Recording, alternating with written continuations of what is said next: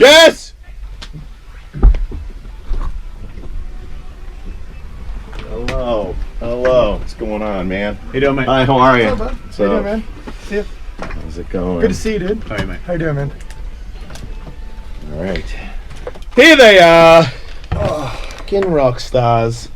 What's up, man? How you going? Good. Tell you know who these guys I are? do. Tom Morello joined us as well as M Shadows from Avenged Sevenfold. You guys are going out on tour together. Yes. Yeah. So they tell me. How you doing, man? I'm good. Yeah. Haven't seen you for a long time. I know. You look good. You look great. Oh, yeah, I mean, Right. doesn't really What matter else? to me. What did you Yeah. expect, right? Yeah. You gotta be on stage rocking and rolling, so you need to uphold your face. Yeah. You know, when they say you got a face for radio, I started this shit handsome, so Well, now I'm still starting to handsome. become what I'm supposed to be. Yeah, well, you're cultivating an air of mystery right now. That's- listening. it's good. Yeah, no, I haven't fooled anybody for some time now. So you guys are going to be on the road together, and you're friendly people. I mean, I don't know you, but I know enough of you and the people that you hang out with to know that you're cool as fuck. I'm known to be friendly. Yeah. Right. Because Be Real's a good friend of mine, and, Yeah. and he says you're cool as shit. And Be Real would just be like, I don't fucking like that guy. He talks straight. He does. Yeah, he does. Straight. So he speaks very highly of you, and you're an awesome guy. I mean, I've spent years trying to hate you, and it's impossible. So you're great, I appreciate it. and you guys are on the road together. Yeah. We're Yeah. going to be. Yes. Nothing says like an awesome molten metal tour than two nice dads. Really, Yeah, I mean yeah. that's really. Oh yeah, I keep forgetting that. Dad. Dads Across America tour. That's pretty much what's happening backstage. I mean, there's probably daycare at Ozfest, this time, right? I mean, Yeah. honestly, yeah. It's I Yeah. got my kids set up on video games, and they want to help with the props, and then they Right. fall asleep 4 songs through, and they get mad at mom. Yeah, and like they're up at 6. the list of things that we talk about, that rockers talk about now, is very different than it was, Yes. say, some time ago. Absolutely. It's a whole different checklist than it was. Is there ever a cross? I mean, there has to be, because there's the young guys that don't have kids that are there as well, and they're in their prime, like you guys had Yeah. yours, and you're the big guns with your babies. Because I know Yeah. when you got like the younger guy that's like, fuck yeah, I mean, the world is whatever, I can do Yeah. whatever I want, and Dad shows up, you're like, whoa, sorry, man, I wasn't trying to cramp your Well, show. we were talking about this the other day, but we have like in the Prophets of Rage backstage world, we have like the rock dressing room, which is gentlemanly, and we listen to some '70s Aerosmith, and we drink up. There's like some cognac and scotch, Yeah. and then there's the hip hop dressing room. Ah. They never grew up. That's do a that. whole scenario over there. Well, what I found is that when we would go on tour with like the Guns N' Roses or the Aussies, there wasn't really dad time. It seemed like they were still.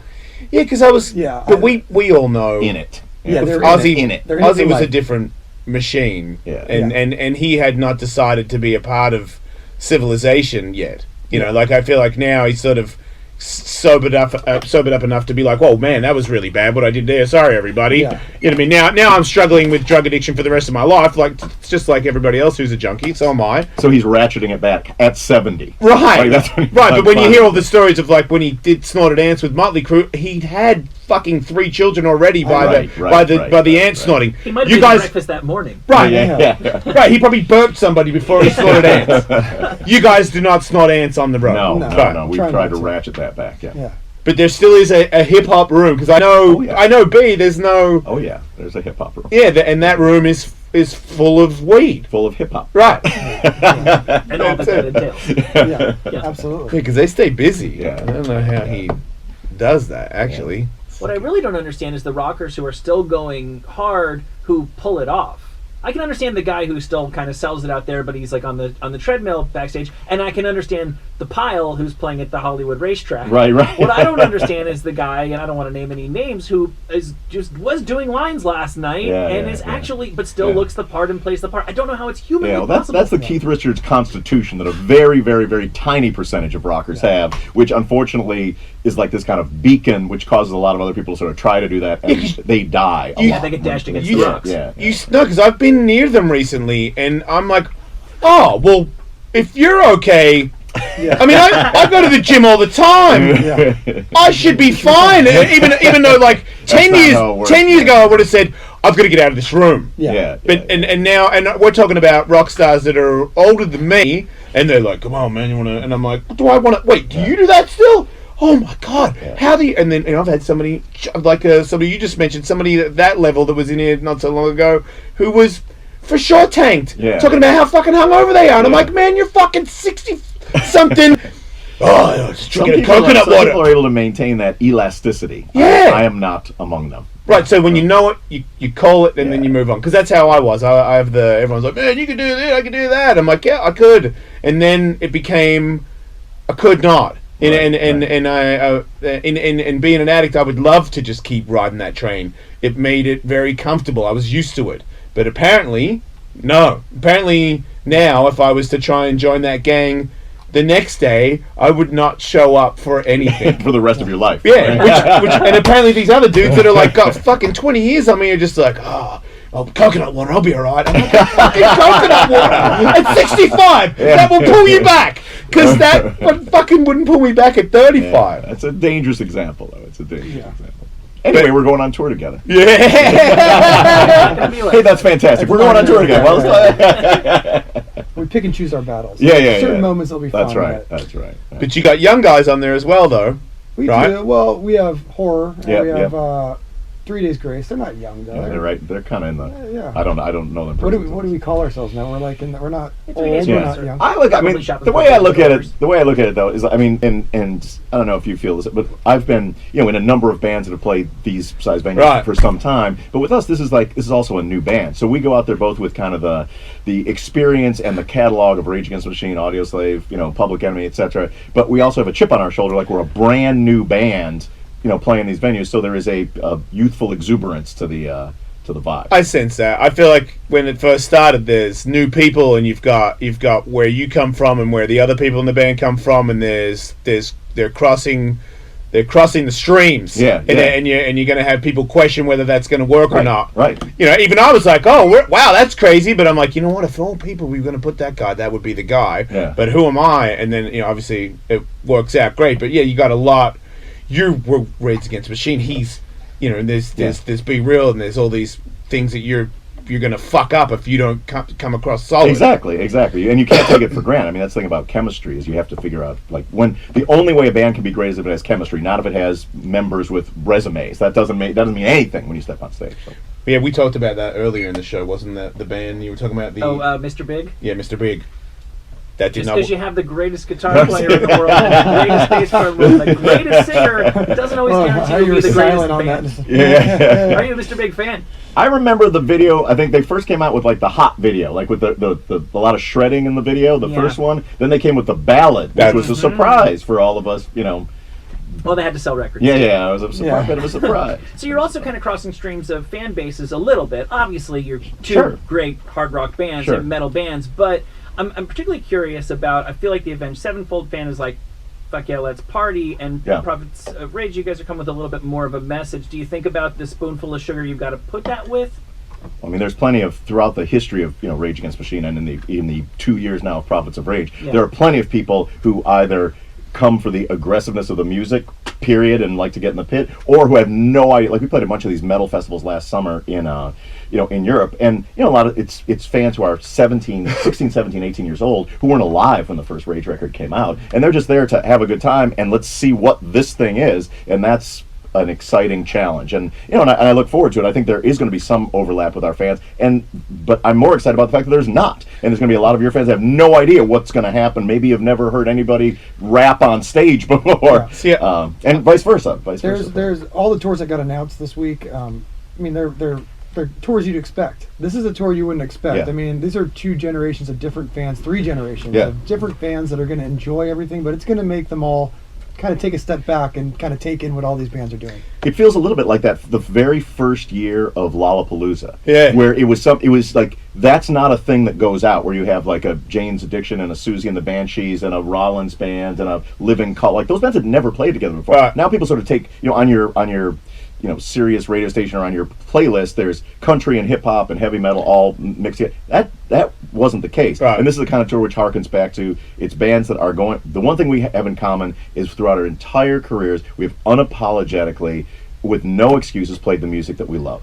Let the chips fall where they may. Yeah, I did a Big Day Out tour when I was a pro skateboarder, where you guys performed, and Big Day Out was a place where there was every kind of music that was played. So the headliners could change from, like, you guys were the headliner one year, but there was I don't know, Pixies or Chili Sure, Peppers. sure. Just anybody, didn't matter. And I don't remember anybody going, oh, Yeah. It was always like, cool, like another new band that we want to know. But for Avenged Sevenfold, you're the whole Rage Against the Machine. To me, maybe I'm older, but I don't see.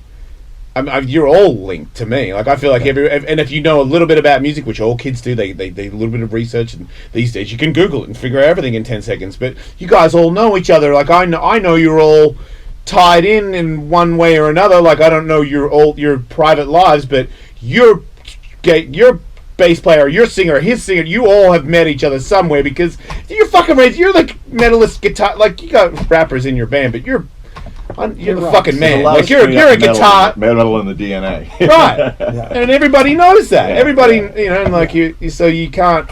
I never met anybody that likes one and hates the other, unless you're just somehow your brother convinced you that you needed to. The hate one thing we have in common as well, which I'm very much looking forward to, is that there's a level of musicianship and like a commitment to musicianship in these two bands, which is not. I mean, to really a high level of musicianship. See, that's the which thing. Is not. That's why I think you guys have always. I'm into metal, but I've always been into somebody who plays good. I'm I'm a competitor at heart. Yep. So you need to be very good at playing guitar for me to care. Yeah. Lately, things have changed as I get older, but I needed, like, I was a Vernon Reid guy because Sure. Metallica was always like, you don't make any sense to be a Living Colour fan. I'm like, yeah, but he's fast and he's the best and he does really hard shit. As far as I know, I don't fucking know. It looks really hard when he does it. So I think he's impossible. He's the greatest guitarist alive. I don't care if the singer's got a wetsuit on. I appreciate the licks, like everybody's skill level. Yeah. So I always felt like you guys wasn't that far away. About this earlier is these guys are going to try to wipe the floor with us every night, and it's going to be, we're going to have to bring our level up every night. It's a competitive thing. They want to take our fans, we want to take their fans, we want to put on, and that's going to make the best show for everybody. Wow. We're all trying to bring our A game, and you never hear bands really talk about that. I've always talked about it. Like you go play Download Festival, they're like, hey, you cool with that? It's like, I just want to go there and slay everybody. I don't want to make friends. We've always had that. Yeah, right? There's an athletic, and maybe it comes from because a couple, Timmy is a Huntington Beach, Irvine guy too, and I grew up in a sports environment, and also I grew up as like a gunslinger guitar player. Right. Like I loved the Van Halens and the Randy Rhodeses, and those guys want to be the best on the stage on that day. Yeah. But I will say this about the Avenged, especially the guitar players, there's a very, very small subset of guitar players that I've been interested in the last 15 years. And those guys are some of them. Like they really like wear that on their sleeves. They're not apologizing for being shredding guitar players, and that's I always thought it was pretty fun too. Now, when you have this healthy competition, does this just mean both of you think you win every night, or will there be nights where I'm you very got this one? honest in my mind about you have to vary. Dude, we've gone out in shows and got just creamed. And when either the crowd is you're playing. I mean, not to make excuses. You can go on at 11 o'clock at night, and dude, playing at 9 was way better because it was dark. The people are fresher, and now you got to go on after this band that had 12 hits, and you're just like, oh shit. I mean, I know the crowd is not ready for this, and you got to work hard. But there's been nights where I expect it to be terrible, and we just slay it, and I go, we just owned all those bands that were before us or after us. Yeah, we had a few of those too, both in every incarnation. Where I remember very, very clearly, like the nights forever when you thought you went out there like the cocky band like this. We own this, and all of a sudden you went, whoa! There's like the Beastie Boys boot is in my ass tonight. See, wasn't there old stories like that of like when tour guys would get another band and it just so happened that band was Van Halen. Yeah, the most famous one, of course, is Black Sabbath had Van Halen opening for them, and it was at the time there was Black Sabbath was maybe not in the greatest musical or physical health, and Van Halen was ready to take on the world. Yeah, then they got rid of them because they blown them out of the water and got somebody else that was. No, so Steve Perry of Journey told me, unless he was just repurposing somebody else's story, I'll take him as word for it, that they had, I think they had AC/DC opening for them in the mid-late 70s. And they're like, guys, this is just not, they're blowing us off the stage every night. We're Journey. We can't have this. So they kicked him off the tour, and the replacement was Van Halen. Yeah.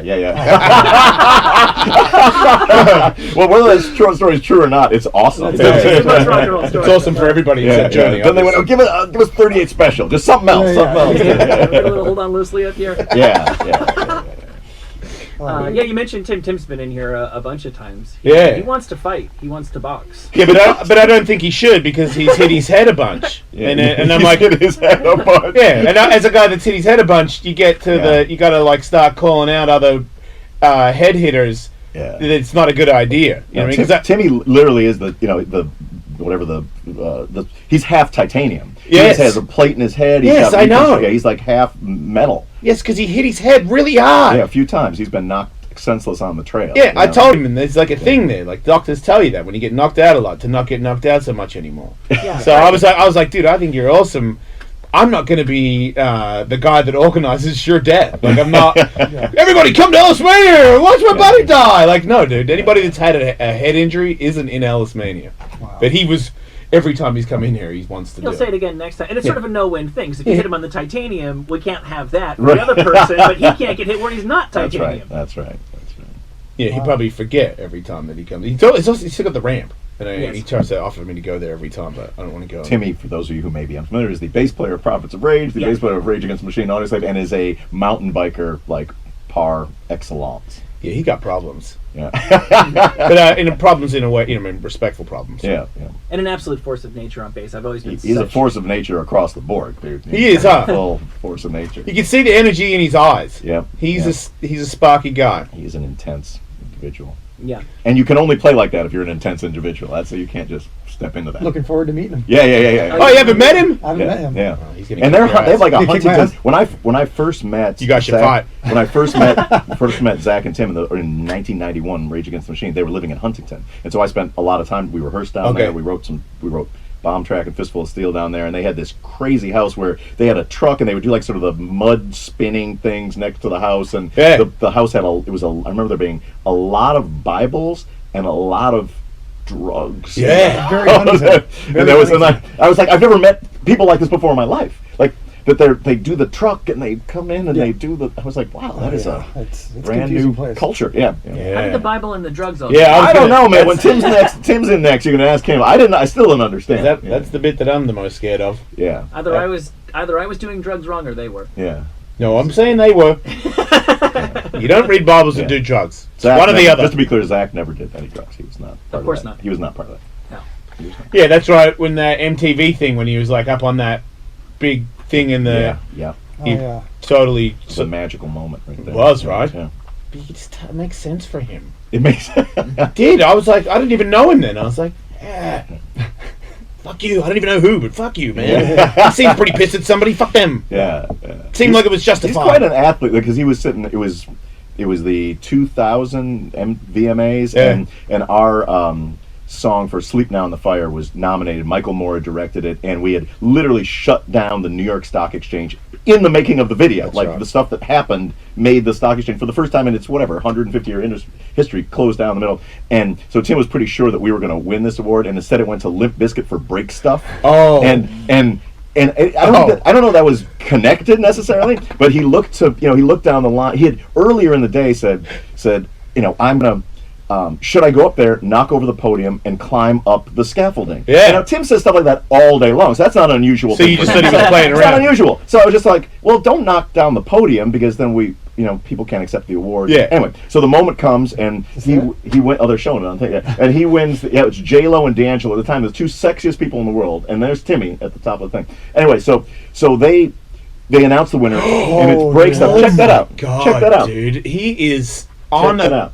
Yeah. He tried to come He's trying down. to bring it down on Limp to Bizkit. crush here he's trying to And crush J-Lo. the two sexiest people. Oh in the wait, world he's right gonna now. land on J-Lo if he. Yeah. Oh, he's he up is there. And you ask why she insures her ass. So it was definitely a Things danger like there. this. So when Limp Bizkit wins, Timmy turns to everybody in the band. He says, "Should I do it?" And Zach goes, "No." And he says, Brad says, "No." He turns to Michael Moore and says, "Should I do it?" And Michael says, "Tim, follow your heart." Oh. And then, but the last person he asked, and he'll deny this because he claims I said something different. He looks at me and I said, "Absolutely not." And then he's wearing flip-flops and he jumps over Eminem and Pink and whoever's there, and he gets up that thing in 1 second. And that thing is. so expect a lot of that on this tour this summer, the end of the world tour.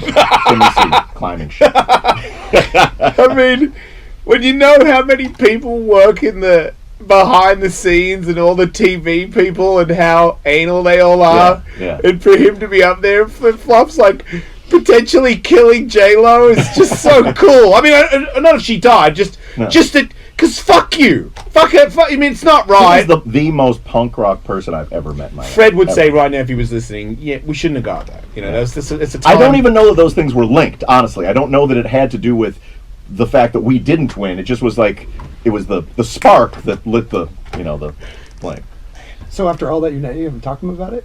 You didn't say you weren't pissed? You don't. You're going to meet Tim, and then you're going to be able to ask whatever questions you want. Wait, you weren't clear. I don't know if it's clear in his mind exactly why he did it. You'll have a whole summer to talk to him about it. But Starting on July 22nd. Here's like, Timmy's doing that shit somewhere right now. It's just not on TV. You know, like, so for us, it was just another Tuesday. I'm like, all right, it's not another thing. So you didn't talk to him after? Or yeah, but it's not an extraordinary thing in my life. Okay. It's only because it was on TV that people are talking about him. Yeah. He's climbing something right now, man. I mean, that's an injury right there. Yeah. You know, man, I really am getting old. This is fucking over. Because I remember watching that going, yeah! Like I just told you, fuck, I don't even know who, but fuck them. Now you're just thinking about, that poor set designer. Okay, that's going too far. Fuck the set designer, but I'm like, dude, you're gonna get killed doing that. It could break off and you could... back. Watch your lower back. Watch your lower back. By the way, Shadow's just looking at me like, what the fuck is wrong with you? Broke off. That was gonna land on people. Right! And I've been on TV. That would have been insane. Yeah! Well, I mean, the aftermath of that, I mean, it got crazier off camera because there's like 30 cops super angry. They brought one ladder up and we didn't reach him. So then they brought like the fireman ladder up, and as soon as they got close enough to grab him, he starts rocking that thing violently back and forth. So they're not going to bring it down. So finally they do like the stuff that you tell. There's Big Pete, the security guy there, that's our guy. And Pete tells him all the stuff that you tell like somebody who's taken hostages, all the lies. like you can go right back to the hotel. It's gonna be okay. It's going to be, you just come right down, it's going to be right back to the hotel. So finally he comes down, and the first thing Tim does, he's approached by a New York City policeman who is yelling at him. He grabs the cop by his mustache, pulls him in, and like cackles in his face. Then Big Pete, who's, Tim's a big dude, Big Pete's he sort of spirits him away, and all of a sudden an off-duty cop grabs Timmy's arm, pulls it behind his back, and puts a handcuff on it. Now, Timmy C he's the man of steel. He throws the cop to the floor of Radio City Music Hall and beats his fucking face into the ground, into the ground, while a whole pile of like 50 people collapses on top of him. Me and Zach's already back at the hotel at this point. Me and Brad are like, do we gotta fight too now? Dude, this is the greatest story ever. Yeah. So then I see him. He rises up like the great white whale. One last, like his shirt is ripped. Does he still have a handcuff on his arm? He's got one handcuff, and there's a cop who's like practically unconscious on the floor. Still attached to him. No, he doesn't. Wasn't latched to him. He got it off. Yeah. So anyway, he goes to jail, and Tim, and that could be the end of someone's life. It's like a felony assault of a police officer charge. Kind of uncalled for, really. It just happened. Like I got Timmy's back on this one. I don't know. After all they did to him, like good for. But then it turns out the cop was a huge Rage Against the Machine fan. He didn't know it was the dude bass player from Rage Against the Machine. He wasn't that huge of a fan, dude. So I think Tim like gave him a bass, and then it all worked out. He doesn't do jail time. So Mr. Shadows, that's what you have to look forward to. Wow. No, Tim has calmed down pretty dramatically. Oh, man. I think every band needs the one crazy guy. Not two, not zero. The one guy keeps it fresh. As long as he's outnumbered. Yeah. Yeah, but it's like when you're crazy because you got a little bit of you can point the finger at the system a little bit. It's like, you mean, because the system is, if you analyze it too much with too much intelligence, you're going to get fucking angry and you're going to get on the MTV thing and try to break it off. So But you're still a rock star. You get paid money. It's not, your life is not that tough. So there's two things going on there. Because I see, like I said, the more I think about it, I choose not to anymore. Because I can't. I got kids. I can't leave. I can't Jeremiah Johnson and build a log cabin in the mountains and have a big rifle. I can't. My kids will be like, Daddy, why would you leave me? I'm like, oh God, I'm not going to. I'll stay. Yeah. But I could see how somebody. But there is a rock and roll essence to that dude, and it's always informed from day one. That has informed our music is his spirit. good of adventure. I like yeah. it. Shit, I'm looking you- forward to it. Yeah. I've seen you fall off shit onto people, right? And you're a big dude, so it's kind of unfair. But I've seen you do that. I've jumped off You're an stage idiot. and Yeah. fallen off stuff. Yeah. Sounds like a tour of, full-on idiots out there. Everybody idiots, get a ticket and watch them fly into you or onto you or fucking. We may fall on top of you. Wear a helmet if you're going to go to this thing. Yeah. You never Are you know. ever concerned, because there's like a pyro scene in your world, are you ever concerned that you're going to get blowed up? We set what is it? What's the San Antonio place? The Alamo Dome? Yeah. We set that on fire by accident. Pyro hit a piece of cloth hanging from the ceiling and went up to the top. And Kind of cross your arms like you're a bit proud of it. I'm a Lakers fan, so. Okay. It's happy to set fire to stuff. Good for you. Well, San Antonio, Spurs play there. You ever catch it? He might be telling you to lay off the pyro because you might be No. stealing some show there. I'm very. I grew up. Kiss was my first favorite band. All the more pyro, the better. I just don't want to get blowed up too. So I want to know like the spots and when it comes. There's on. spots. Yeah, we got guys watching. Oh yeah. Yeah, we got guys watching. Yeah, you've got his explosions under your stage. Yeah. I nearly got blown up at an Ozzy show.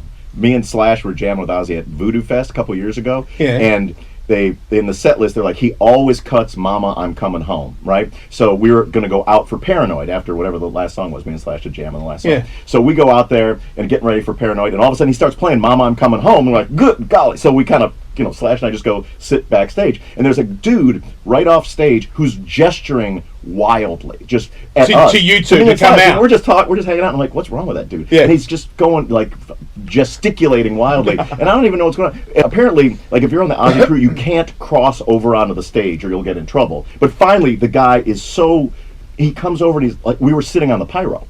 Oh. So me and You were Slash sitting on we're it. sitting on like the thing that's about to blow up. And I'm like, next time, dude, cross the fucking stage. You just almost blew up Slash and me, but you don't want that to be on your head. Yeah, set your fucking hair on fire and run across the stage and get those two dudes. Man, on that note, I'm being told you got to go. Thanks for being on the show. It's always good to see you. Finally, good to meet you. Yep, nice to meet you. An honor, and good luck on your tour. Thanks very much, man. At Avenged7fold.com kicks off July 22nd in Mansfield, Massachusetts, with a total of 22 dates. The End of the World Tour, Avenged Sevenfold, and Prophets of Rage. We'll be back, everybody.